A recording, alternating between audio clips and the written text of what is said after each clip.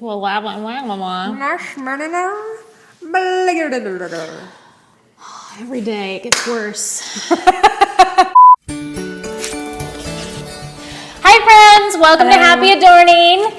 This week we are featuring Angelina Burnett, who is a television writer and producer, and she is so fantastic. I've known her for how many years? 5, 6? 5, 6 years. So let's talk about how you make a living, writing and producing and stuff. What about, like, what projects have you done recently? I'm currently on an AMC show called Halt and Catch Fire. It's set in the 1980s. It's about the sort of personal computing revolution. Really, it's about people, but set in that world. It's really interesting, and there's 2 really strong female characters.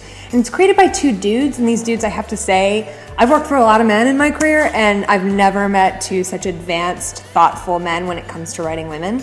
That's awesome. So it's incredibly thrilling. They really care about creating well-rounded women. Awesome. So that's awesome. Before that, I was on Hannibal, another show not a lot of people watch, but those who do watch it are obsessed with it. Yeah, I was about to say, no, I think a lot of people watch that show. Well, we got canceled. Not enough people watched it. Okay, never mind. What's it like to be on set writing for those people who have never experienced that? It's the most fun job in the world. I really can't believe people pay me to do it. It's crazy. We spend a couple months sitting in a room together with a bunch of whiteboards all around us. Just, and we start big. What if the season looked kind of like this? And then we continue to sort of spiral down until you get to the individual episodes. It's what we call breaking story, which sounds very violent, but is actually incredibly creative and fun. There are days when I'm in the room and for 7 or 8 hours and I come out and I'm like, I don't want to talk to anyone ever again. It hurts, nothing works, nothing makes sense, I don't understand people. Yeah. But then there are the days where it just all clicks and you're all building off of each other, and the thing that comes out of you is something that couldn't have come out of any single individual. It took the alchemy of the people in this room, and it truly is one of the most thrilling experiences I have in life. Fun. Is when things start to click and this episode comes out of you and you're like, we all love this is so cool and fun and we can't wait to make it. What is the formula? There is none. There's none, and other people might tell you otherwise, and they're selling you snake oil. It is so many things have to go right. So many things. Not only do you have to have a great script and a great group of writers who work well together, and a great production team and great directors and the right cast with the right chemistry. It has to be on the right network. It has to be airing at the right time. It has to catch a zeitgeist wave. Right. So many things have to go right to make a truly great show that also breaks through and impacts the culture. For me, I'm always curious about how it started. So how did you get into writing? Like, did you notice one day you're like, this is it. This is what I want to do. I always wanted to be a storyteller. Okay. That much I knew. I thought I wanted to be an actress for a long time. I thought I wanted to be a dancer. I studied dance very seriously for a very long time. But I've always written, ever since I was a little girl. And I remember sitting next to my dad on a plane. I was probably 13 or 14 years old. And I was writing in my journal. I was writing a poem or something. And this was when I was gung-ho on being an actress. I was going to be an actress. I was going to win my Tony. And I was going to be on Broadway. And I was convinced. And I showed my dad. And he was like, baby, that's really good. I think you're going to be a writer. And I got so mad at him. Oh. I was like, no, I'm going to be an actress. The thing was, he saw that this was actually the thing that I had a thing in me that was made me, that gave me the potential to be good at this someday. Whereas, and I was a fine actress. I could have been a perfectly fine actress. I never would have been a great actress. I would have gotten by. So it sounds like when you were really young, you thought acting, like as early as like 5, maybe. Oh, from as soon as I understood that people would pay attention to me when I waved my arms and made noise. Absolutely. I'm a ham and a half. Okay. At Happy Adorning, we like to adorn ourselves with jewelry.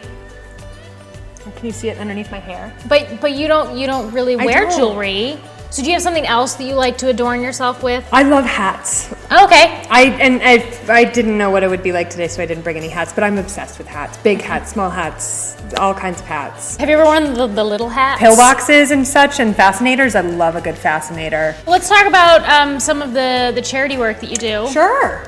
You're involved in some really cool organizations. Yes. I am on the board of the Idlewild Arts Foundation, which is my alma mater. It's where I graduated from. It's a boarding school up in the mountains. It was founded in the 1950s by this couple, B and Max Crone, and it was up in Idlewild when nothing was. There was a teeny little mountain town of Palm Springs, but there was really nothing there. And they really believed that art was a way to bring people together, to bring people from different backgrounds and different cultures who didn't even speak the same language. There was actually a common language within music and painting, and all these different disciplines where you didn't really have to speak the same language. You could still emotionally connect with someone and understand their point of view through art. People from all over the world come. We have students from China, Korea, Israel, all over the place. Really cool. I'm on the board and I do an incredible amount of work with the alumni and sort of making connections and helping people professionally, meeting with young writers who've graduated from the school to try to help them break into the business. And then there's a wonderful organization on the west side of Los Angeles called OPCC, Ocean Park Community Center. And they've got a network of about, I believe it's 6 or 7 different shelters.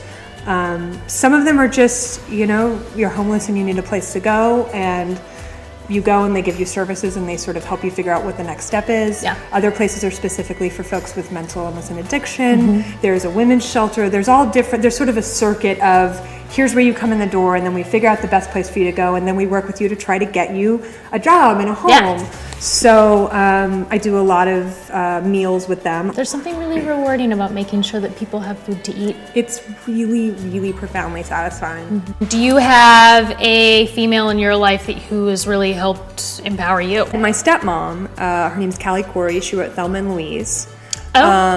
She's been an incredible force in my life. Just as someone to look to like that, she never had kids, and it was an active choice. And as somebody who doesn't want kids and who's surrounded by incredible girlfriends who have had them and are incredibly satisfied by it, there's a feeling of like, am I doing the wrong thing? Is something wrong with me? Sure. Am I supposed to want them? And so to have someone like Callie in my life who's incredibly professionally successful and has no regrets about her choices, she's a really great touchstone to return to say, no, I'm not crazy. That everyone's life is different and everyone has different wants and needs. Absolutely. And just because sort of culturally we've been told for generations that we're supposed to pop kids out because that's what we're supposed to do, bullshit. No, it's a choice. You get to decide whether you want to do that or not. Yeah. So Callie's been an incredible inspiration to me. So the last question I want to ask you is about just any general advice. I mean, you've already given quite a bit, but any other advice that you would want to give to somebody who's looking to get into writing or get into the television world? Work hard and be kind to people. That's my like 2-part piece of advice I give to everyone regardless of their discipline.